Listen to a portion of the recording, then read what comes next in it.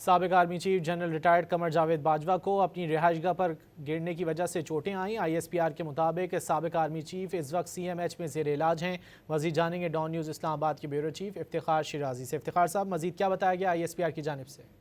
جی بالکل، سابق army chief general Qamar Javed Bajwa گزشتہ روز اپنے گھر میں بتایا جاتا ہے کہ باتھ روم میں گرے تھے اور ان کے سر پہ شدید چوٹیں آئی تھی، اور آج آئی ایس پی آر نے بھی اس بات کو کنفرم کیا ہے کہ سابق آرمی چیف جو گھر میں گرنے کی وجہ سے زخمی ہوئے تھے اور اس وقت وہ کمبائن ملٹری ہاسپٹل میں گویا کہ سی ایم ایچ میں زیر علاج ہیں۔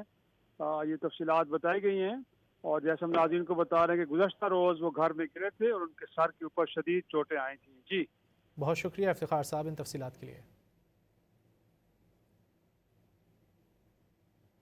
سابق army chief general retired Qamar Javed Bajwa کو اپنی رہائش گاہ پر گرنے کی وجہ سے چوٹیں آئیں۔ آئی ایس پی آر کے مطابق سابق آرمی چیف اس وقت سی ایم ایچ میں زیر علاج ہیں۔